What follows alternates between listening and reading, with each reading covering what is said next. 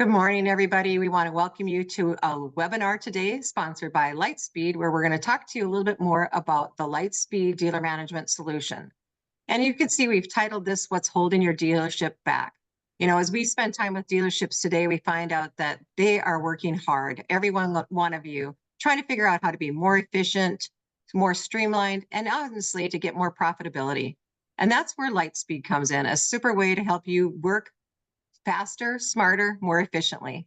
And with today's webinar, of course, we want to make sure that you're engaged throughout the whole time. So anytime today, if you have questions, Brian's going to cover a lot of information today. Feel free at the bottom of your screen, there's a Q&A button. Type in your questions, and we're going to be answering those questions as we can throughout the webinar. If there are specific questions, we're going to follow up with you after the webinar. We also want to make sure you're aware that the webinar will be recorded. It's going to be available after 48 hours for you to share with any of your colleagues who maybe weren't able to attend today. So we're excited to have you all on board today and learn more about Lightspeed. And next step for me is to introduce today's speaker. So Brian Tierney is our software solutions engineer at Lightspeed. And Brian, I'm going to let you give everybody a little bit of a background on who you are and kind of how you've come to be in your role at Lightspeed. Welcome. Thanks. Thank you for that introduction, Diana, and welcome, folks. Thanks for taking some time to explore all of the different facets of Lightspeed with Diana and I. As she had mentioned, my name is Brian Tierney. I'm the software solutions engineer here with Lightspeed, and I come to you with over 30 years experience using Lightspeed. I started back in 1995 behind the parts counter, did some service and sales, and a little bit of bookkeeping back in the dealership days from 95 to 2011 here in Salt Lake City, Utah. I'll come back to that Salt Lake City piece in just a moment. Joined the Lightspeed organization in 2011, where I've done a number of things from customer support to content creation and technical writing to on-site trainer to now working with the sales department as a sales engineer and a solutions consultant for demonstrations like this. So again, thanks for taking some time. Thanks for joining us today to talk Lightspeed. And really, as Diane had mentioned, the question today is what's holding your dealership back? And really my goal today in this demonstration and this walkthrough of the Lightspeed world is to show you a series of ways to work smarter, not harder. And that sounds like a cliche phrase, and in some ways maybe it is, but there's some truth behind that. And really the goal behind working smarter and not harder and using tools like Lightspeed is to give you more time back in your day, time to spend with your family, time doing the things that you love, and really ultimately from a business standpoint, make you some more money in the process. So with that said, the agenda for today is we're going to talk about who Lightspeed is, give you a little bit of a history lesson and a little bit of an idea of where we came from and maybe where we're going as an organization. We're also going to talk acronyms. That acronym DMS, which in my mind stands for Dealer Management Solution, but depending on who you talk to, dealer management software, dealer management systems, we'll talk about it as a solution today. We'll talk acronyms. We're going to talk about the different departments in Lightspeed and how we use Lightspeed to manage those departments. We'll explain what those are in just a moment. And with that, the different plugins, integrations, and tools that you can employ inside of Lightspeed to create some efficiencies, save you some time, allow you to be more productive in your business. With all of that, all the different benefits that you glean from Lightspeed, how do we take that information and apply it to making data-driven decisions? Make us better in our business. We're going to look at some reports and analytics that allow us to do those things. And then we're going to backtrack a little bit and talk about some of the companies that you already know, some of the companies for the products that you sell, some of the integrations and partnerships that we have with Lightspeed to enhance your Lightspeed experience, your DMS experience, and also to enhance your customers' experience with your business. And then at the end, we'll take some questions and wrap things up. But once again, thanks for joining us today. As we jump into 40 years of Lightspeed, in my mind, the word that comes to the top of my mind when I think 40 years of Lightspeed is the word legacy. And why? Well, back in the mid-'80s, a gentleman by the name of Ernie Blodgett, another gentleman by the name of Robert Bagley, started tinkering around with a WISE terminal in Ernie's basement and started to build kind of a business management solution. And by 1986, they had encountered a gentleman named Hal Ethington, who had a Honda motorcycle store here in the Salt Lake City area. And all of those guys got together and started building what we know of as Lightspeed today, a dealer management system in the recreation space to manage parts, service, sales, and eventually accounting inside those businesses. And by the fall of 1993, we had moved into a building just over by the Salt Lake City airport. There's a picture of it there on the slide. And at that time, we had about 70 employees working out of that building and roughly 600 dealerships that we had serviced. And today, we have since moved 2 times. We're in a brand new headquarters, still in the Salt Lake City area. We serve 4,500 dealerships across a variety of industries. We've kind of expanded past powersports, which is our bread and butter. We handle marine, RV, trailer, golf, outdoor power equipment, and other industries, and right now employ over 300 different people in the Lightspeed organization. So again, when I think 40 years and all the things that we've achieved and all the directions we're going, the word legacy comes to mind when I think of Lightspeed. And with that, really, what is a DMS? Going back to that acronym, sometimes when I think of the acronyms in tech, in software, and in industries like power sports, marine, and RV, some of those acronyms are like ROI, return on investment, CRM, customer relation management, DMS, dealer management solution. So much alphabet soup that we apply to our industries and to tech. Well, what is a DMS? A DMS is a solution to manage all the different facets of your business in one platform. Something to manage inventory, point of sale, accounting. And really, once you understand what that means and how we can apply that to Lightspeed and apply that to your business, it's really a way to, again, give you more time back in your day, generate efficiencies, generate better profitability in your business. So if we think of DMS as your password, kind of join the club of Lightspeed. Let's take that password and talk about Lightspeed. So welcome to Lightspeed. What is it? Well, Lightspeed is a DMS, a dealer management solution. It's a single source platform that provides solutions across all of the departments in your business. Ways to manage inventory and parts and sales, ways to manage repairs and warranty and service, ways to account for everything in your accounting solution, an F&I module, CRM, and all the different facets that are there in one single platform to provide solutions across your business. And we'll take a look and see what that looks like together as we jump into some of those details. So when I talk about departments or modules, we think of parts, service, sales, accounting. At least for our presentation today, we're also going to talk a little about the mobile application and what do those things mean and what do those things apply to when it comes to Lightspeed. And we'll show you a live demonstration of how those things move and breathe, what those different departments taste like and feel like as you're using Lightspeed to save yourself some time, provide a smoother operation and stronger profitability across your business. And as we go through those different departments or modules, I'm also going to introduce some of the layered applications, some of the plugins, some of the Lightspeed integrations that are there to enhance your business experience, such as e-signature, tech video, text marketing, e-phone, click to pay, and e-pay, just to name a few. So with all of that, let's jump into the Lightspeed software and really see how it moves, how it breathes, and give you an idea of what Lightspeed is truly as a business management solution. So let's jump in. What you're seeing now on your screen is the login screen for the program. This is what everybody sees when they log into Lightspeed. And if we think about today's presentation as a story, I'm going to take us to an unlikely place. Most stories start with a chapter 1, a chapter 2, chapter 3. Well, I'm going to take us right to the last chapter in the story, which is our Lightspeed desktop. Now, some folks that are using the desktop today refer to this as their Lightspeed dashboard. And for good reason. As I open up this desktop view or my dashboard view, consider that every member of your team is going to be able to create their own unique experience using the desktop designer.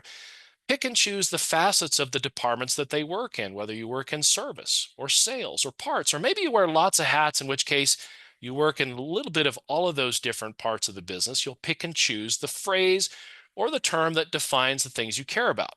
Age of inventory. How many work orders do you have open? What is the fiscal revenue for the different departments in your business? Pick and choose those phrases, click save, and all of a sudden these color-coded boxes start speaking to you in real time about the things you care about in the departments you work in. For example, how many open repair orders do we have and where are we from start to middle of finish in those repair orders? What is our departmental fiscal revenue across parts, service, sales, and F&I for the month or for the year? What is the age of our vehicle inventory? Do we have some that are trending towards 90 days old? Do we have one that's about to get a birthday? We need to make some hard decisions about those vehicles. Also, how many leads do we get and where do they come from? Those sales leads, those service leads, do they come from my website? Do they come from my Facebook page? And we're talking sales leads. How many of those leads ultimately become sold units? We may want to know about those things. And so the concept here is my desktop or my dashboard is telling me real-time information. It's giving me real-time analytics about my business, gives me a one-stop shop to tell what's going on in my store. Now, as I mentioned, this is kind of the last chapter in the story, and my goal today is to talk to you about how all this information funnels into your desktop or your dashboard, but ultimately how you use this information to save yourself some time, let you spend more time with your family, let you spend more time doing the things you love, make you more profitable in the process. So let's start by talking about the sales department. Now, I'm going to introduce a phrase when we start talking sales, major unit inventory, which in my mind is a funny phrase. And I remember hearing that back in 1995 when I first stepped behind the Lightspeed computer and I heard the word major unit. I thought, what are you talking about? Well, major unit is the vehicles that's in your sales inventory. Anything that has a serial number, a hull ID number, a VIN number, and generally has a high price tag lives in your major unit inventory. Anything from trucks to RVs to boats and everything in between. But what I see is a series of columns representing consigned units, new units, stock numbers, year, make, model, VIN number, age of the vehicle, and also potentially the color of the unit. Now, in this particular inventory list, I've got 292 individual units, and if I'm looking for something in particular, I can kind of scroll through the list to find what I'm after, or use some search functions in the top of the screen to really drill into the list. And if I start searching for a make that starts with the letter E, those 292 units I saw a moment ago now are reduced to 6, so it makes it easier for me to find what I'm looking for using the search filters at the top of the screen. We're going to pick on an easy go here and just kind of talk about a major unit record. Now, whether it's a car, a motorcycle, a boat, or an RV, every major unit's going to have a stock number, year, make, model, VIN number, manufacturer price, and a dealer price. It's also going to show your cost, what you own that for, trade value, flooring value, what that product cost you to put it in your business, potentially a separate freight charge to deliver it. Also, the ability to apply parts and labor to a unit to enhance its aesthetics, to enhance its performance, make it more attractive to the buyer. And as you sell parts and labor to that unit, they're immediately pulled from parts inventory. They're applied to the cost and retail value of the unit to increase those values, but you're also managing parts inventory at the same time. Any labor that's designed to install those products or applied to install those products, the technician's time and the labor value are also applied to the unit, again, increasing cost, increasing selling price, applying it to the unit. Our attachments tab is where pictures of the unit, pictures of the accessories, maybe a shipping or an MSO document, maybe a title for that document can be applied and stored inside the DMS. Pressing the attach file button, pulling those records and applying them to the major unit record allows you to capture those things right within Lightspeed, becomes part of your backup. Now, in addition to that, we've also got a mobile application, which will really contribute to this experience. And if I pull up that mobile application, just to speak a little bit about what the mobile application is, it works in your Apple environment, your Android environment, tablet or cell phone. It doesn't care what flavor of phone you have. It works in all of them. And the best part about the mobile application is it's free. So just to let you know that right off the jump, let's talk about major unit inventory. I press that major unit inventory button on my cell phone or my tablet. It opens up a list of all the units that are currently in Lightspeed. It gives me that full list of vehicles that are in there. And if I click on one of those major unit records, it also allows me to see the age of the vehicle, the VIN number, parts and labor that are sold to that unit, ultimately photos. If I click into that photos button, I get to see a live feed of the pictures and potentially the documents that are attached to my major unit record. But I can also launch the camera from this portion of the screen. When I launch that camera and start taking pictures of that major unit while it's on my showroom floor, or it's coming off the truck or rolling out of the service department, any pictures I take with the mobile application land right here on the attachments tab. Now, why do we care about all that stuff? Well, if I want Lightspeed to then send that product information to my website or my Facebook page, I can press link product to web on the major unit attachments tab, and it will send that directly to my website, to my Facebook page or other places online. Or every 24 hours, Lightspeed's going to refresh and send that information quickly and easily out to the web so that what I've got in my inventory is now shared to my customers so that they can review them. Now, ultimately, the reason that we're all here is to sell these products. So once that product is sold, Lightspeed also communicates to those online platforms to then remove it from my Facebook page, remove it from my website so that I'm no longer displaying something that's now sold. That's a powerful thing, especially if I've got somebody that's spending maybe days, maybe hours, maybe minutes, whatever time frame they're applying to upload this information to those web pages. It's going to save you all of that time and streamline that process as well. More time back with your family and doing the things you love, right? So let's talk about the sale of a product. So we're going to go to sales, leads, quotes, and deals. Now, whenever I hear or think of the word lead, I think of his internet-related communication. Someone's gone to my Facebook page, they've gone to my website, they're inquiring about something I'm selling, and that lead's going to drop into the screen that we're looking at now. But I also have the ability to press new lead, new quote, new deal from this screen, and I can create a brand new one of those from scratch if I need to. But we're going to talk about lead management from the web as we go through this process. But first of all, you'll notice there's lots of colors on the screen, and I'll explain the colors in just a moment. But what we also see on this screen are things like the deal date. When did we start interacting with the customer? Worksheet number, customer name, stage name, which is where some of those colors are coming from to really define where we are from beginning to middle to end of the deal process. Those colors are customizable, as are the phrases. So generally, no two dealerships use the same colors or phrases to define their deal process, but it's telling you where you are from beginning to middle to end. And it's going to plug into the CRM experience we'll talk about in a moment. Another acronym. Welcome to the club. Stock number, year, make, model of the product, description like we're delivering on Saturday, and salesperson's name. We're going to pick on Mr. Jeff Emig for today's demonstration and talk about the golf car that he saw on our website last night. He was sitting around midnight eating cookies, drinking some milk, saw a vehicle on my webpage, puts his name into a form, his address, his phone number, and says, "Tell me more about this." And that inquiry, that "tell me more," has now dropped into this screen where his name shows up as the buyer. So we're talking lead management now. Sources tells us where that lead came from. Where was Jeff looking last night to start asking about the products I'm selling? Well, it was on my website. The golf car that Jeff was asking about is attached to the lead. I see stock number, year, make, model, price, and at the bottom left side of the screen, I see my total unit price. Sometimes we charge freight, and that freight value may be different depending on the vehicle I'm selling, and prep might also be different. Just above the prep is an options value, and that's all the parts and labor that we talked about when we were enhancing the aesthetics or performance of that golf car. That's the value, the retail value anyway, of the parts and labor attached to that unit. We'll come back to that in a moment.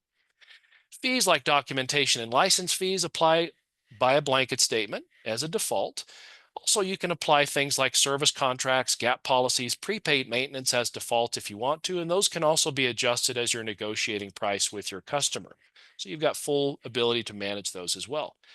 Tax and cash price on the bottom left of the screen, and in the center of the screen at the bottom are some finance terms like term, rate, days to first. So ultimately, you have a monthly payment to discuss with Jeff, whether he's there in front of you or whether you're discussing those numbers via text or email. You've got your cash price, you've got your monthly payment to discuss and negotiate.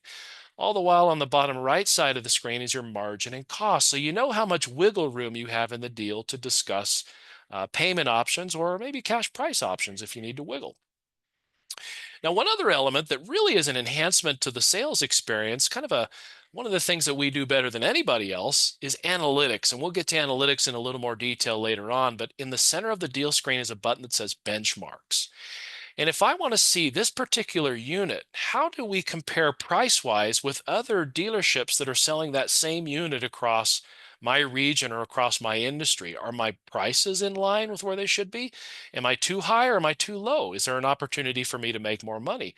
Lightspeed Industry Benchmarks does a comparison of my deal to other regional deals to tell me if I'm in line, not only for the selling price of the unit, but if I'm applying parts and labor, it does a little comparison to other dealerships in my region to see if I'm in line for those as well, including F&I products. Pretty powerful feature, allowing me to maximize profitability and efficiency right within the deal screen. Now, at the very top right corner is where all of my forms live, like my buyer's order, my bank contracts, my trade appraisal forms. Every form I need to desk a deal is in the upper right corner of the screen, and I can access those at any time. Now, not only can I access those to review them on my screen, but I can also print them to a laser printer if I've got one of those handy right next to me. Or I can provide a digital copy to my customer or to a tablet as a PDF document, send it to one of those digital places. I think of that as the digital experience as opposed to the old printer analog experience. So we send it over to a digital place, mobile app, or the mobile application. We pull it up on a mobile phone or a tablet. Once the customer reviews and signs that document with their finger, that signed document lands on the e-signature tab within the deal, where it's captured as part of my backup and stored forever within the deal. In fact, I can even desk an entire deal electronically, sending every single form in my deal desking library to a tablet to review in a digital space. Now, with that said, on the communications tab, as I go into this screen, just to offer a little bit of context, over on the right side of the communications tab is a series of green and blue boxes. And what are those? Well, the green boxes are every email or text message that the deal screen or Lightspeed has sent to the customer throughout the sales cycle. And the blue boxes are the responses back from the customer, the emails or text messages that the customer has respond to questions or respond to subject matter within the deal. And it's captured in the deal. It's also becoming part of the customer history. And it's captured in both environments. And what does that mean? Well, if I send out a text message or an email manually, in other words, I'm going to go ahead and send out a text to Jeff to say, thank you for your inquiry. I can push those out manually just as a text message. I can also include a picture. I can also include a form, include those if I need to, or this is where we get to talk a little bit of CRM, another one of those acronyms, customer relation management. Follow-up chains is the tip of the spear when I think of CRM when it comes to Lightspeed. And follow-up chains are descriptions like references to seasonality, maybe references to product types, or maybe references to where the lead came from, Facebook versus my website. But more importantly, what a follow-up chain is it's a workflow management tool. In other words, as soon as those leads drop into the system, a follow-up chain is assigned to those leads, or as soon as somebody clicks new and starts a brand new one, Lightspeed starts texting or emailing your customer immediately, sending them out a message saying, thank you for your inquiry, letting them know that Diana will be calling them shortly. And an appointment then gets set to Diana's calendar to call the customer an hour after that lead shows up in the system, so she knows she's got a little bit of workflow management to handle. We'll show you what that calendar looks like in a moment. And as the clock continues to tick, additional emails and text messages go out to the customer to remind them about where you are in the sales process. But it's also assigning appointments to other members of your team, like the F&I manager, the service writer, service manager. It's assigning appointments to their calendars to manage the customer, manage customer relations, right? That acronym, CRM. Where do those calendar events show up? Well, in the upper right corner of the Lightspeed screen is a calendar button. And if I press that, it takes me to my CRM calendar. And we're going to look at this in two different perspectives. We're going to see this from the mobile experience in a moment, and we're looking at it now from the desktop experience. So every time I'm assigned a phone call, a delivery, a pickup, follow up with the customer, my calendar of events is showing up on this view. So we're looking at the 28th, and I can see that I need to deliver a unit. I need to follow up via phone call. I need to send a text or an email to my customer. But in addition to my appointments, I can see my colleagues. I'm seeing Riley and Tommy, and that's because they're sharing their calendars with me, and I can see what their activity looks like. And if I need to help them out, we can even exchange appointments to manage each other's time and become more effective and more efficient in the sales department. And this is a reference to that workflow management tool that we call follow-up chains. We saw that just a moment ago. Well, how do we apply all of this to the mobile experience? Let's take a little bit of a walk through that Lightspeed mobile application one more time. I'm going to pull that up on the screen again. Apple or Android, tablet or cell phone, and free. And we've already looked at major units, but we're going to talk follow-ups and deals for just a moment. So part of that sales cycle, part of that workflow management. If I press that follow-ups button, I'm seeing a calendar view. Looks a little different than the desktop view, but it's giving me the same information. I don't see my colleagues, but I see my appointments. Who do I need to call? Who do I need to follow up with? Who do I need to manage throughout that sales cycle? I can see it right from my phone. I can also access the deal screen and see every single deal inside of Lightspeed. In fact, it's the same view. I just see it kind of squashed down to fit my cell phone screen. And I can press new lead and start if I'm on the showroom floor, if I'm across town and I run into a customer who says, you're the motorcycle guy, right? Yes, I am. Let's grab your name. Let's grab a motorcycle and we'll start the lead from my phone, even if I'm away from the dealership. But inside the deal screen in my phone, I can see all the different details about the deal. I don't really need to go to my desktop to see them. I see customer information. What vehicle is he buying? Is there a trade? Did he sign his buyer's order? I can see all that information right from my phone. In fact, speaking of buyer's orders, if I need to send a contract, a demo form, a buyer's order, I need a signature from the co-buyer, I can access that entire forms library from my phone, send it to the customer for their review on their phone, or pull it up on a tablet flip that tablet around, say, here you go, Mr. and Mrs. Customer. They can then review the document, click sign, sign with their finger, and I can send them a copy via text or email, or if they're using their device, they just download it. And the beautiful thing about that is we were able to capture that signed document like we saw a moment ago as an e-signature on the deal screen. It's saved as part of the backup, and it streamlines, saved me some time. Streamlining processes, right? So the last little detail we'll speak to here in the mobile application is text and emails also visible in the mobile space. So again, the whole idea about the mobile application is it allows your sales staff to be mobile. You don't have to be married to your keyboard all day long. And all that back and forth text and email communication that's happening, whether it's automated through CRM or whether it's a manual push from the F&I manager or from the salesperson, all of that's reviewable from the mobile application. And we see both the back and forth dialogue in both environments. It's a seamless experience for the consumer, but it's a convenient experience for the Lightspeed user as well. And that is the power of CRM, deal desking, the sales module, and the mobile application when it comes to sales inside of Lightspeed. So let's shift gears for just a moment. Let's talk service. So I'm going to go over to the service module. We're going to go right into estimates and repair orders. And as I open up this screen, what I think of as I'm looking at this is I think of workflow management. This is showing me all of the activity that's going on in real time within my service department. I see things like the end date, when the repair order was created, repair order number, customer name, RO status, which is color coded to really grab my attention and tell me things like I'm waiting for parts, or I've got the parts that I need, or I've got a technician that's actively working in a particular repair order, or we're ready to cashier and deliver to the customer. I see a little bit of vehicle information like year, make, and model, and we've got a series of categories that you can use to further define where you are in the service space, like customer is waiting, or this is an offsite repair, or perhaps we've got a warranty that's in some state of progress, and those categories will be selectable by the service advisor so that from a glance, I can look at the screen and tell exactly what's going on in the service department. So for today, we're going to pick on Miss Linda Smith, and we're going to go through her repair order and show you what it looks like not only on the desktop of Lightspeed, but also give you a little bit of a exploration of the mobile application and service. And in my mind, the mobile app shines the most here in service. So back to this repair order, we've got Linda Smith. She's our customer for today. Now, if I was starting from scratch with a brand new repair order without any name or any details inside the repair order, I would double click in my sold to box. And back when I was working the service and parts counters, rather than say, what was your name again, Mr. Customer or Mrs. Customer? Because that seems a little bit abrasive. I would say things like, what's your phone number again? And I would search by phone number, find my person, but I can also find, and this is really where I'm going with this, I can find what we call customer units.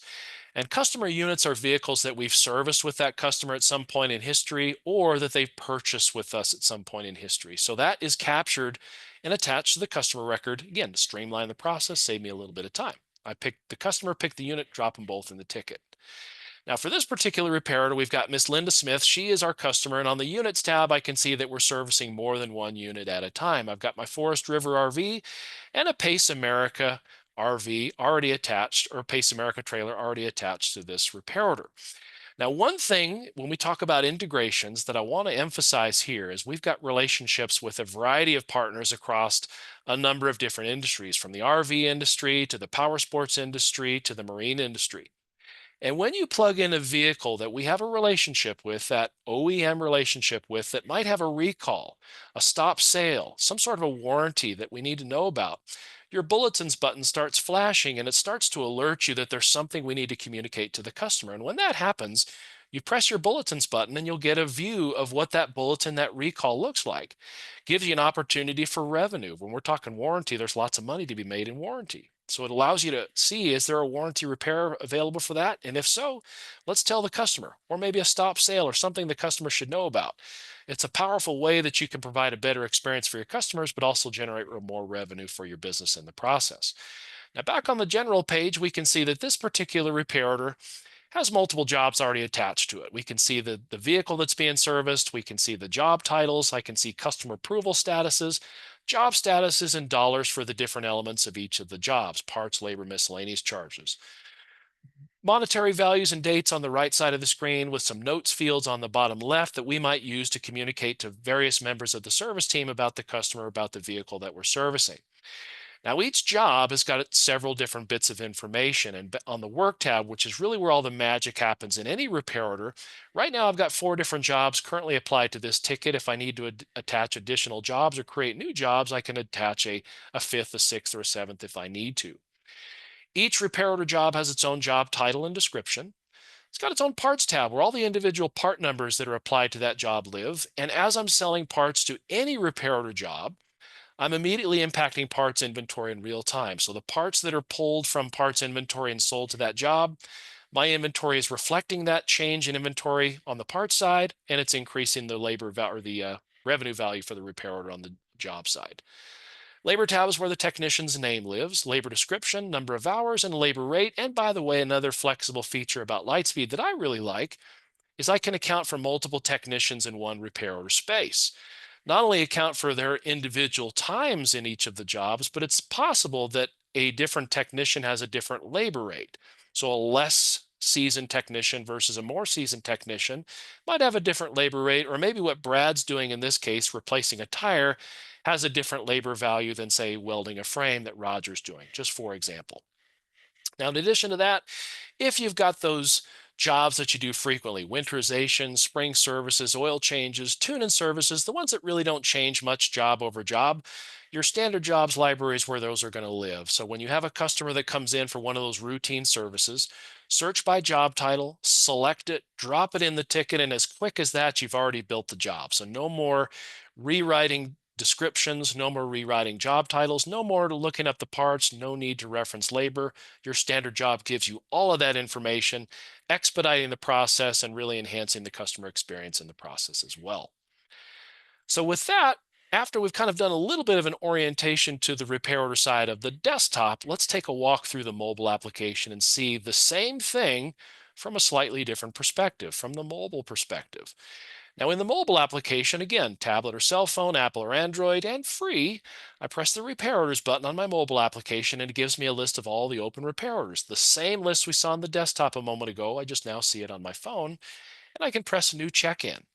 And at that point, I can enter customer information, or I can turn my phone into a barcode scanner, scan the customer's driver's license or ID, and it pulls their information into the repair order that I'm building on my phone. Next, maybe I start adding some vehicle information. And if I know the make of the product, if I know additional details, if I know year, make, model, VIN, even better, plug that in, start adding jobs. I can pull from my standard jobs library or press create new job. And the beautiful thing about the mobile app is speech to text works here too. And I can say ladder hinge repair, propane tank mount, shower pressure issue, and my voice becomes the jobs, starts building those jobs in real time on the mobile application. Now, maybe I notice there's a little bit of damage. Maybe there's a scratch on the side of the trailer, scratch on the side of the RV. Maybe there's some damage to the upholstery. Well, I don't want to be blamed for that when the customer comes back. So I press my camera button on the mobile application, start taking pictures, and any pictures I take with the mobile app directly land on the attachments tab inside the repair order to provide a nice and easy way for me to get those protective items.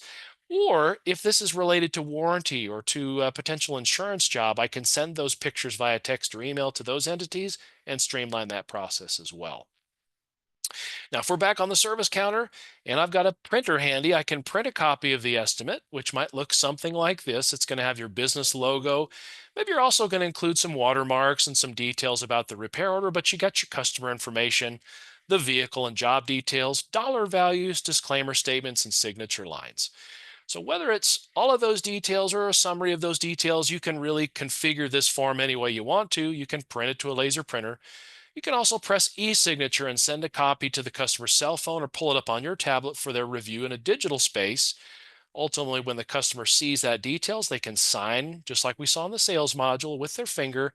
That signed document gets attached as an e-signature document back on the repair order screen. Well, the reason I bring it up in the context of the mobile application is if we're out in the parking lot writing up the customer, chances are I don't have a printer sitting next to me. I certainly don't have one in my pocket, but I might press new, get a copy of that estimate, that summary, send it to the customer for their review. They can then review the document. They can also click the sign button, sign with their finger, download a copy to their device. And in addition to that, I could also send a text or an email to the customer requesting a deposit. So I can even collect money from the parking lot. But the beautiful thing about what we just went through, just to recap, is we were able to capture the vehicle information, get the customer checked in, get the jobs built, provide a copy of an estimate, get a signature, get a deposit, get that ball rolling, and I'm still standing in the parking lot. I haven't even touched my keyboard yet. Pretty powerful stuff. What a way to save some time. Now, with that said, once I've assigned a technician to those job lines, whether I've gone to the labor line and I've picked Roger as my technician, or I've gone to the service scheduler with calendar and I've assigned those jobs to the available technicians. So I go to today, I pick and choose the particular repairer, I pick those jobs and I assign those jobs to the available technician. So I pick Brian's name from the list, we pick the day and time, and I attach those jobs to that particular technician, the available technician. Whether I've done either of those two things, the next thing we'll talk about is the technician's experience in the mobile app. And I just want to reinforce one more time, free. Okay. So back to the mobile application. When the technicians arrive to work or at any point during the day, they press the tech button on their phone and they can see a list of all the jobs they've been assigned, repair order number, vehicle they're servicing, customer name, job detail, and they can also clock into each of those jobs to track their actual hours. Technicians can also see every single detail about the job as they open up the mobile app. So I don't actually have to go to a computer to see it. Gives me the ability to do it right from my workspace. I can also request parts if I need a gasket, a spare tire, a pulley. If I need something for the repair order, I can request those parts. I can even generate some descriptions about something that I'm not sure of what it is. Maybe I take a picture of the thing, I provide some descriptions and some dimensions of that thing, and I'm going to have my parts person try to do some research, whether they can find it in a catalog or whether I've got to send them across town to Napa or someplace else to find it. We're creating a shopping list for my parts person. So in addition to that, I can also document my notes, and speech to text works here too. As I'm a technician and maybe I'm wearing some gloves, my hands are dirty, I can press record, talk to my phone, and any notes that I'm applying to that job contribute directly back to the desktop where my service advisor or other technicians can see what I've said about that particular job. Now, in addition to that, I've got the ability to take pictures, short video clips of what I'm working on. And as I take those pictures, or I do those short video clips of whatever it is I'm working on, the attachments, the videos, the photos, all of those land on the attachments tab within the job so that, again, I can record what I'm doing, protect myself against liability, but also it's an upsell opportunity. If I'm showing the customer those worn out brake pads or that worn out drive belt, whatever is applied to that job, the service advisor, the service manager can send a text message or an email with those pictures and those descriptions or a link to a video to really show that customer what we're talking about. It's a powerful way to get those upsell opportunities. It's a powerful way to develop some trust with your dealership. And just to kind of expand on that concept, when we're talking tech video, which we've seen this all in the mobile or the automotive space for a long time, but not really Hey, Linda, this is Brad, your in the service tech. I just wanted to give not really in the recreation space. So I'm apologize to you, Brad, for just a moment. We're going to go through the tech video in a second. But the concept here is we can send a link to the customer, let them listen to the technician, let the technician show exactly what they're working on. Another powerful way to generate some trust, another powerful way to generate an upsell opportunity. Let's listen to what Brad has to say here. you a little update on what was going on with your electrical system. So if you look here at the back of your trailer, you push that open, and there's your breaker switches. Now, we went ahead and checked all of them here. They all looked good. They were on. All of your blue ones were also not tripped. And well, by the way, if you want to see if a fuse is blown, you'll see a little red light next to these. Now, the two things that were blown that were giving you all your electrical problem are these two 40 amp fuses right here. That's for your converter. That's what changes the shore power to battery power. So we found one of those, we pulled it, found it was blown, replaced it. You should be in good shape now. Your battery should charge with no problem. But as always, give me a call if you have any questions. And I'm a sucker for any of those kinds of things. I've got an automotive place that sends me those videos every time I drop off my truck, and whatever they're selling, I'm probably buying. And then the nice thing about that too, in my mind, if I start understanding and learning who those people are, I'm generating personal relationships with them through video, through text, through attachments. Chances are I'm not going anywhere else. So from a consumer standpoint, it's very, very powerful. So the last thing we'll speak to here in the service space is the text and email communication that exists not only in the mobile space, but also on the desktop. We'll speak a little bit about the desktop in a second. But if I'm waiting for a response, we send out a message to the customer, your vehicle's ready for pickup, and the customer responds with, I'll be there Saturday at 3 o'clock. That conversation is captured in the mobile space, but it's also captured on the communications tab, much like we saw on the sales side.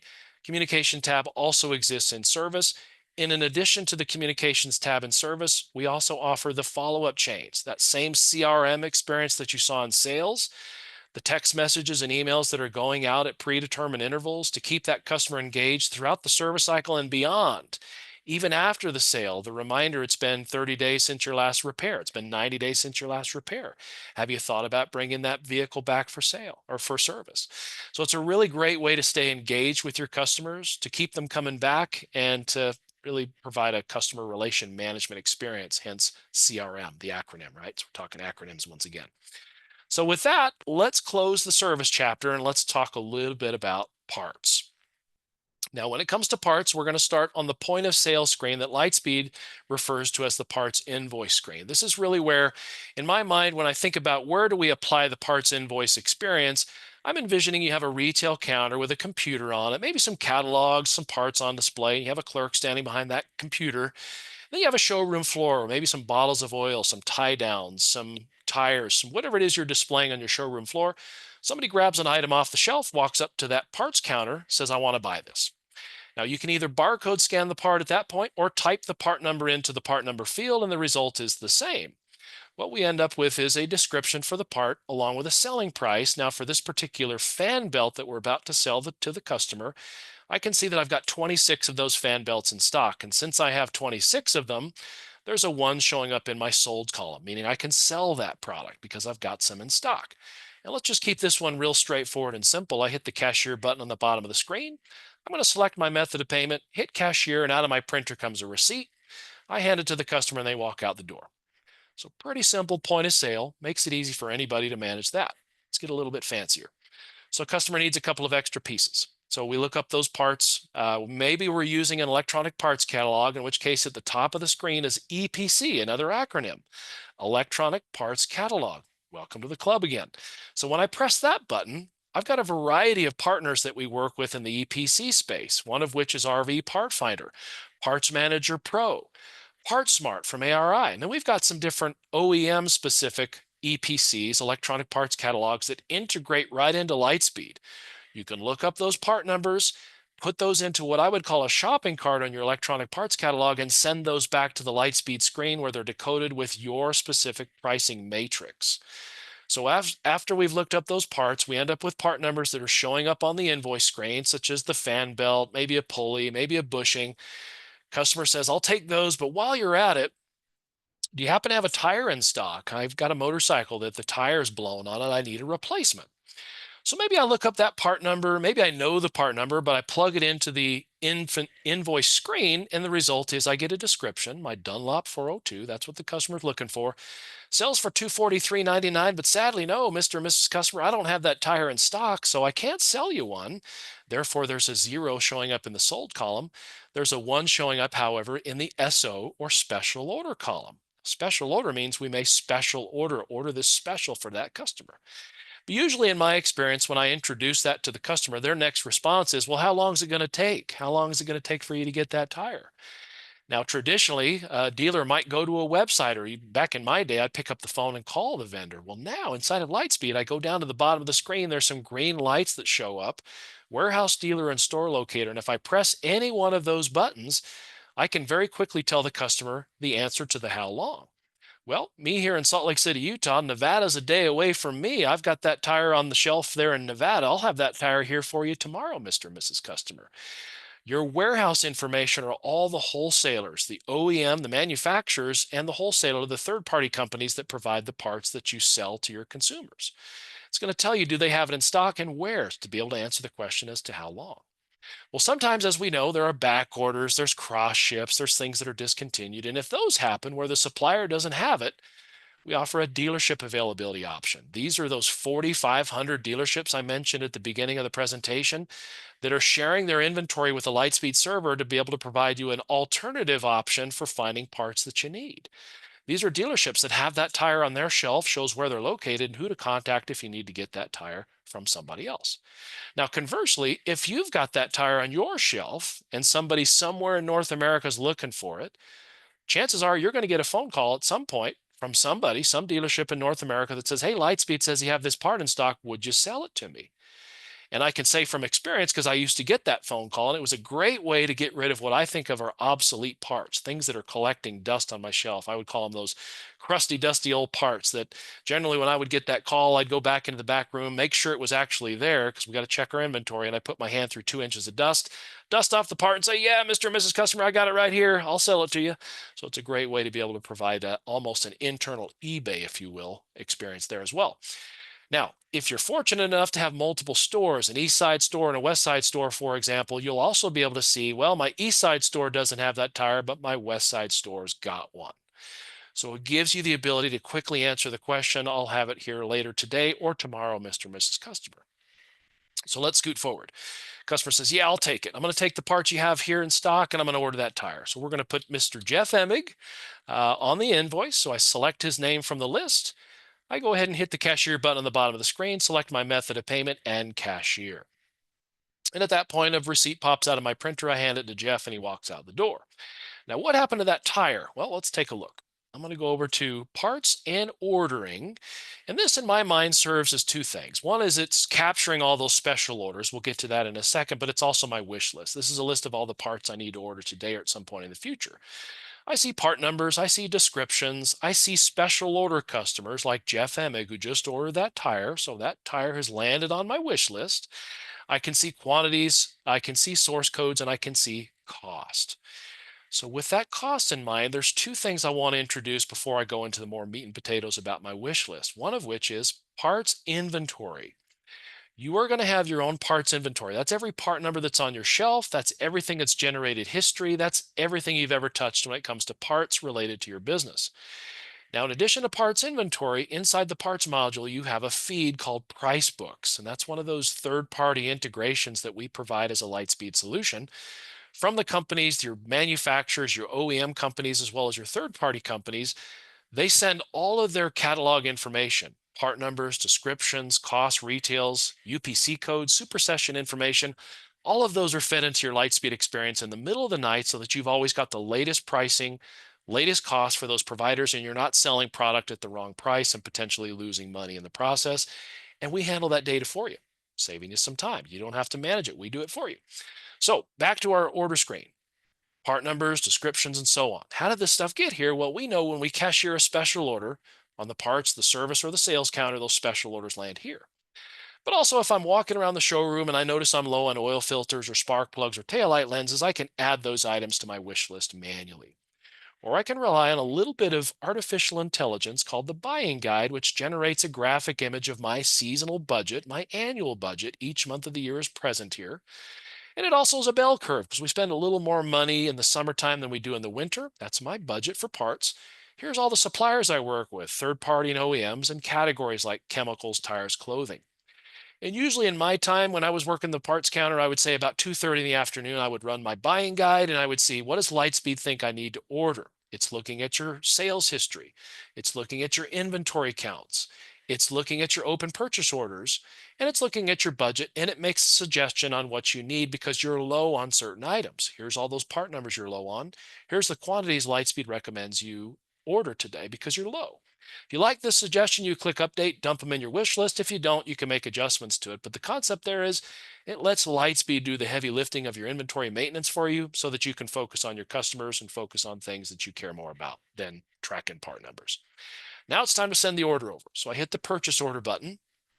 I select the vendor that I'm about to order from, preview the order just in case there's some notes or something I need to know about that particular purchase order. And when I'm ready, I hit the process button and Lightspeed electronically sends my parts order so that my order is done and placed and I don't have to do anything further.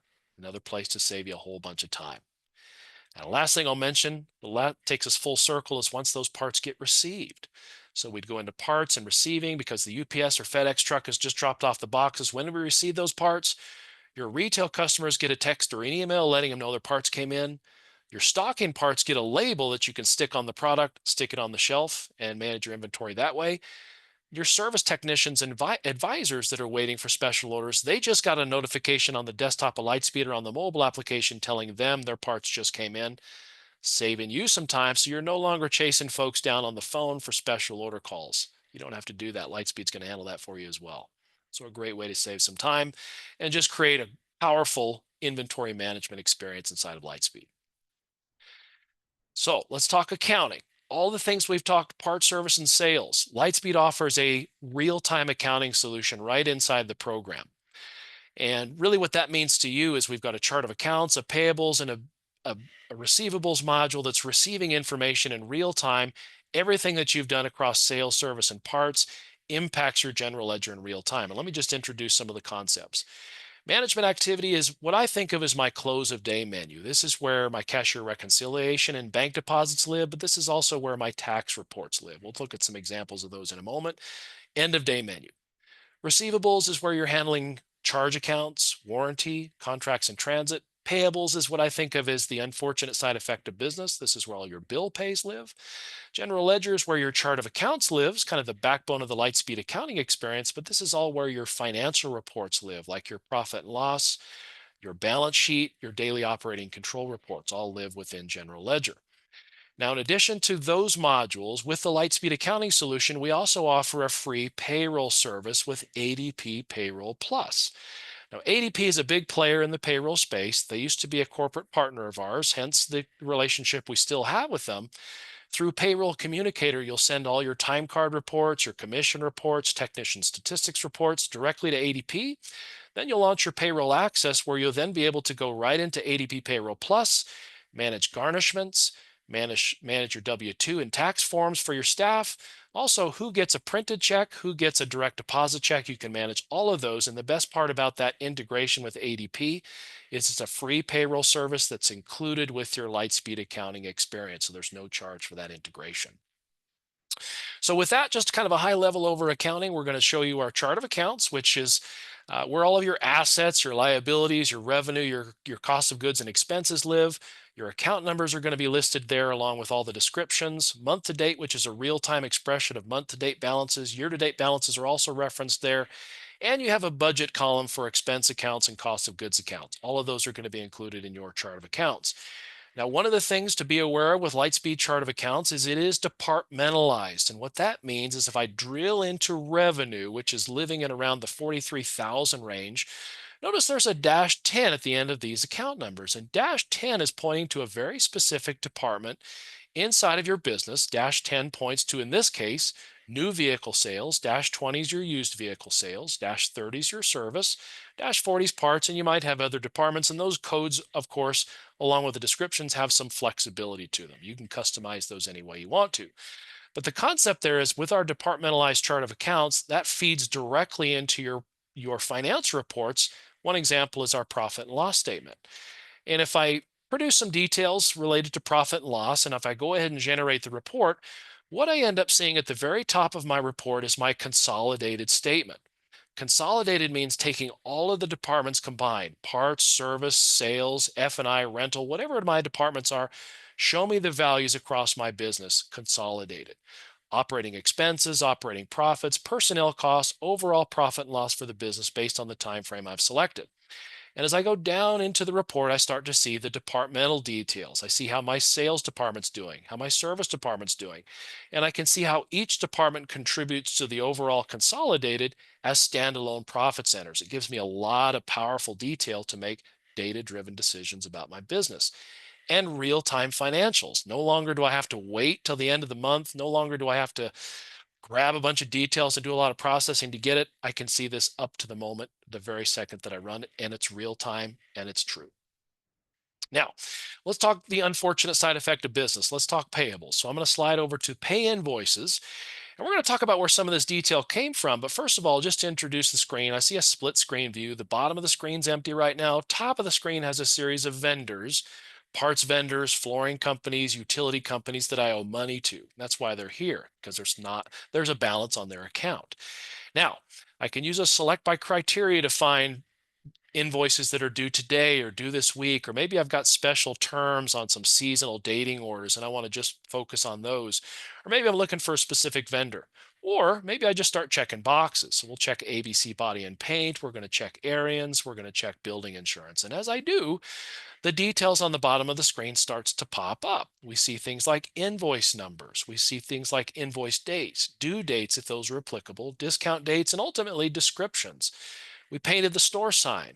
We've got a company vehicle bumper repair we're accounting for, or an insurance bill. And of course, the debit or credit value over on the right. Well, sometimes the question I have is, where did all this stuff come from? And we've talked about some of those already through the presentation today. One of which is, as we're stocking in new boats, RVs, motorcycles into major unit inventory, as soon as I add cost to those values, the invoice that makes up those values shows up here. When I'm adding sublet labor to a repairer, we're paying the fiberglass store, the custom paint store down the street for one of our retail customers' repair orders, the bill shows up here. When I'm receiving parts, a purchase order is getting checked in. As soon as I check in those parts, the bill for that parts shows up here. So it's a direct reflection of what you're already doing on the floor side of the business to save your accounting office, to save your payables clerk a little bit of time. No more manual entry. Last little thing that shows up in payables is recurring invoices. Those are those things that don't really change month over month: utility bills, laundry bills, maybe your Lightspeed bill. Set up the vendor. What is the recurrence rate? What's the value? What's your offsetting expense account? And then that bill shows up here as a reflection of automation. Well, now it's time to pay the bills, and I'm looking at statements. I'm looking at emails from those providers. I click Pay All selected, and if I print my checks from a laser printer that's sitting right next to me, the vendors that I've selected from this list show up here. I can pick the bank I want to pay out of, select check, and click Pay as I look at the top of my printer tray, and I can see that number 254 is the next check in line. And when I print Pay or click Pay, out of my laser printer comes every check that I need to pay those vendors. Now, if we go into the space age territory, we're no longer printing checks, we're doing digital payments. I press ePay. And what ePay does is it takes the preferred payment method for each of those vendors, and then when I click Pay, whatever that preferred payment method is, whether it's an electronic funds transfer, whether it's a credit card on file with ePay, whether it's a digital check, or maybe I want ePay to actually print my checks for me. I don't want to print them here in the office. I want somebody else to handle that for me. ePay does that, handles the distribution of your payment in an electronic manner, takes you into a little bit more of an advanced payment method. Pretty powerful stuff. So with that, let's slide over to receivables, and we'll talk just briefly about some reporting. We'll talk about some tools that relate to receivables. And receivables, in my mind, is where charge accounts live for government or agricultural, just retail customers. And when it comes time to check in, what is the balance on those receivable accounts? What's the age of those balance? This might be part of your month-end process. So you can see who owes us money and why, dates, descriptions, age of the balance, and the balance itself. Now it's time to send out statements. So not only am I going to alert those people that owe us money, but I'm also going to give them a way for me to receive payment from them.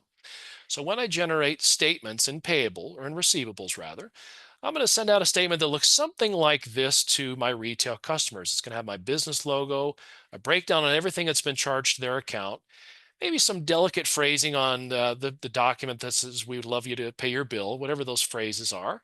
A list of everything that's been charged, including finance charges, because we do have the ability to apply finance charges to receivable balances.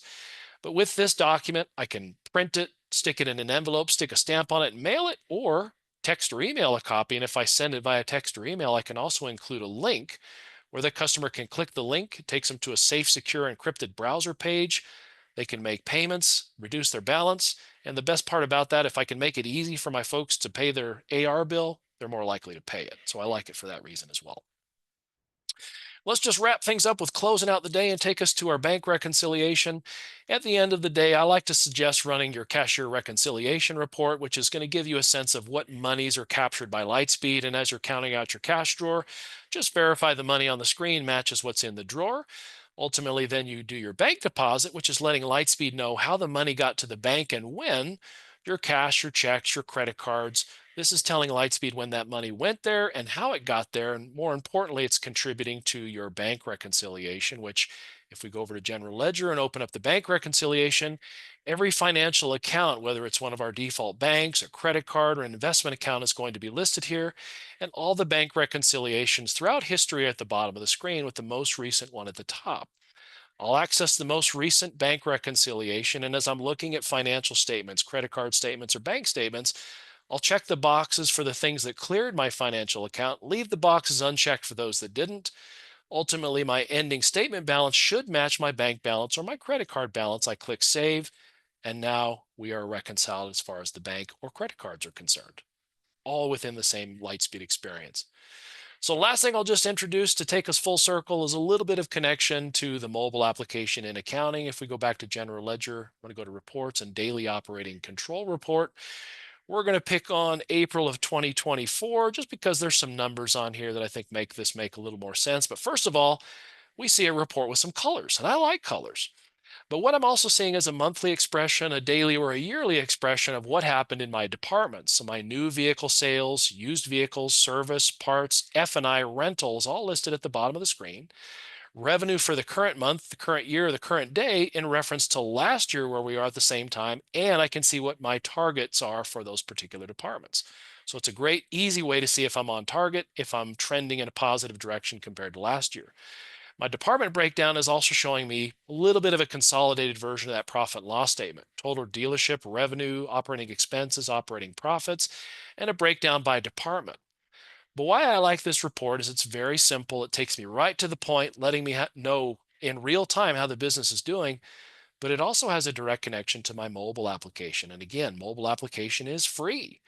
Tablet or cell phone app or Android, when I press the doc report button on my phone, I see that same report. So if I'm away from the business and I'm wondering how did the sales department do on this busy Saturday, I can see right from the phone, real-time data, real-time figures, financial information at my fingertips. So I love that.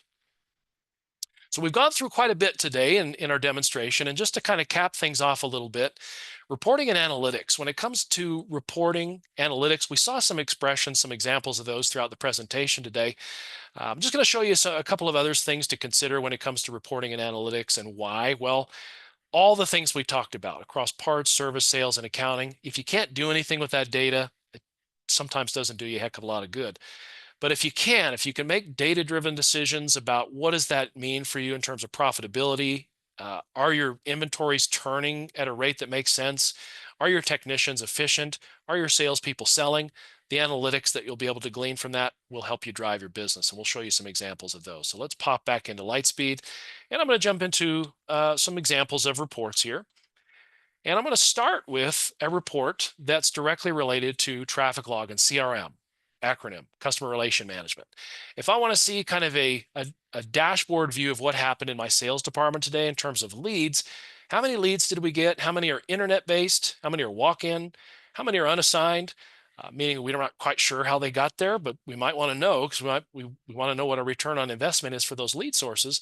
How many got completed? How many didn't? Where are we at from start to middle to finish in those lead cycles? And are there notes that I need to know about as a manager? Is there a stick point that one of my staff is getting stuck on? This might be a coaching opportunity, but it gives me a bird's eye view of exactly what happened in the sales department in terms of traffic log and CRM. Another element that lives in the sales module, and if I go down to customer reports and I go to major unit inventory, I can look at some reporting analytics related to my inventory. Just to give you some examples, if we run an aging report to see what is the age of my inventory, I can look at this two different ways. I can look at it as a graphic expression by make. What is the total value of my inventory across the different makes that are in my system, and how many of them are starting to trend towards a birthday? And if I'm looking for a little bit more information about these vehicles, I can run this same report as a black and white text version. So instead of seeing the pretty colors in the graphic image, I get a little more detail. Like what is the total cost of the units? What is the age, year, make, and model of those vehicles? So it's right there at my fingertips, and it's a real-time expression of inventory values right within the DMS. In service, if I'm trying to track statistics about my technicians, I go to reports, technician statistics reports, and I can run a report to let me know how are my technicians performing. And going back to that mobile application, that mobile experience, if I've got techs that are clocking in and out of jobs, and we're going to pick on Miss Amber, and she was here for 10 hours today. And if we do a comparison of boots on the ground hours versus clock hours, I can see how efficient our technicians are.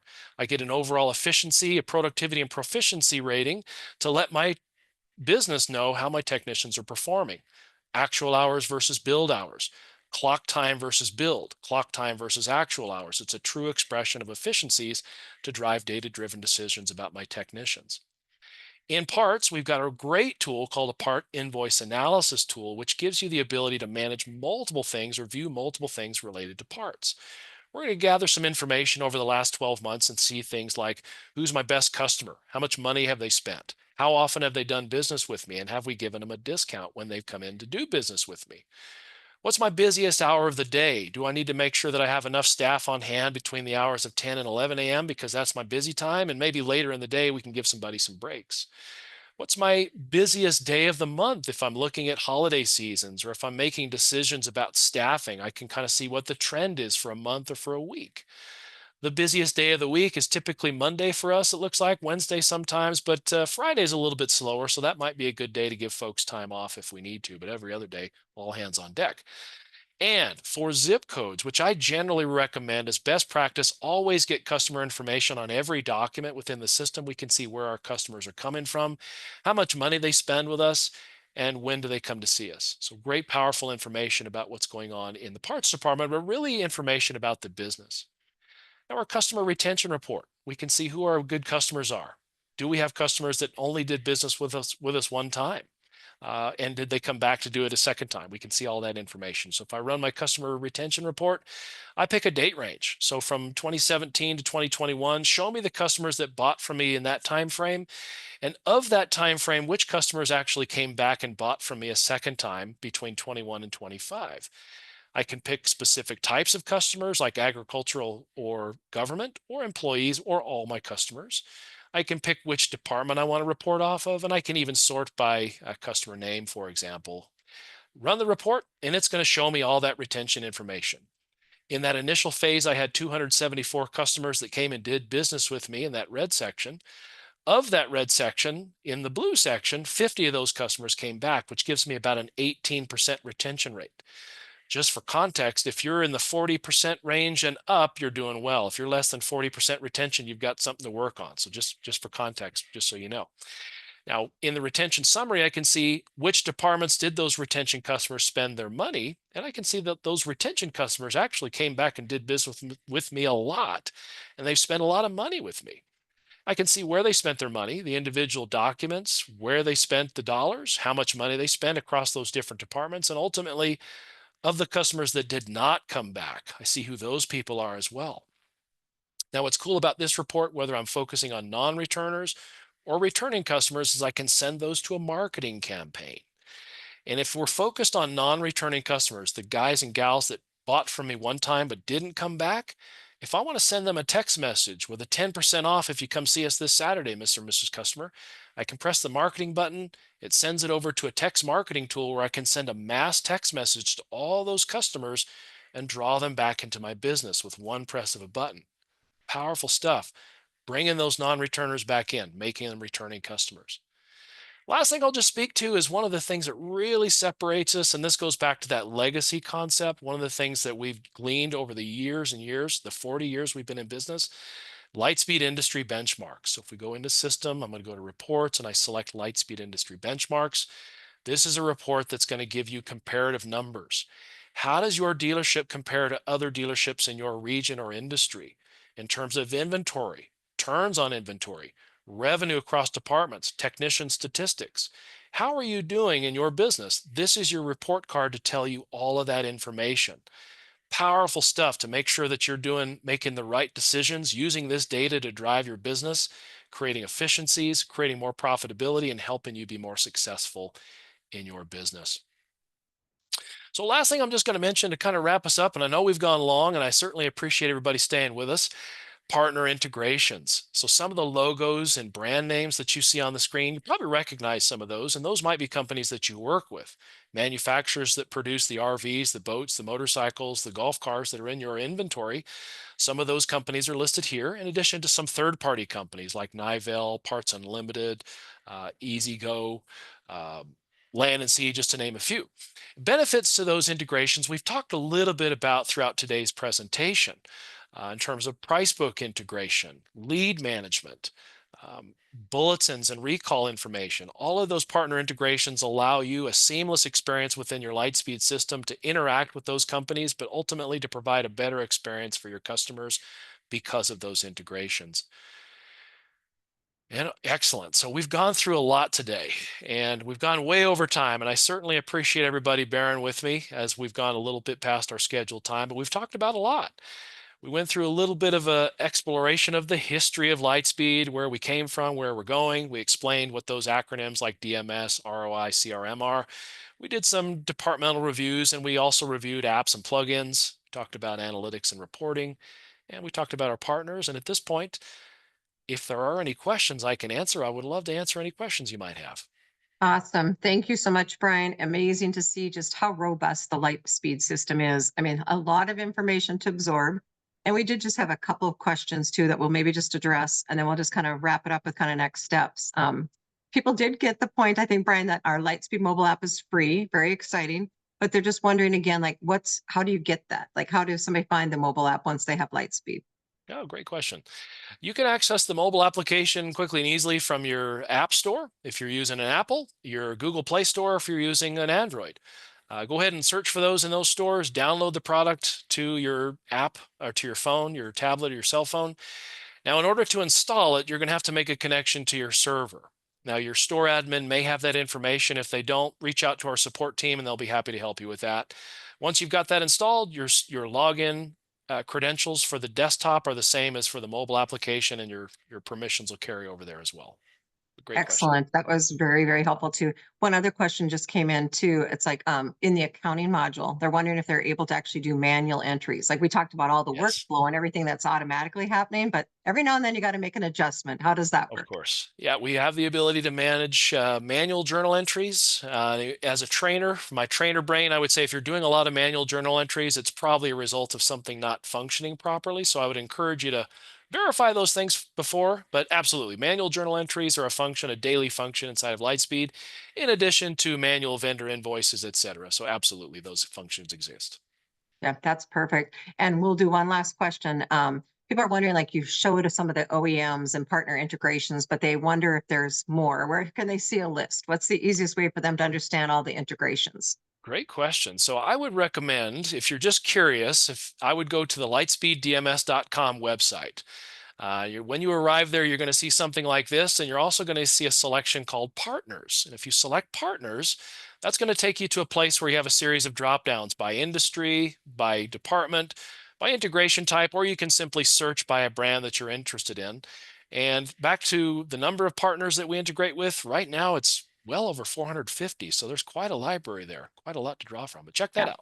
Yeah, awesome. That perfect answer for that too. So as I said, I know we've covered a lot of information, a lot of strength and power in what the Lightspeed solution can do.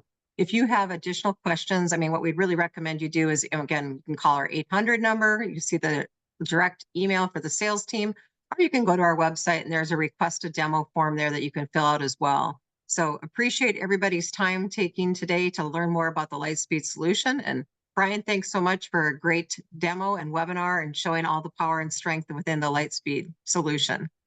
It's been a pleasure, Diana. Thank you, everybody. Have a great day. Thanks.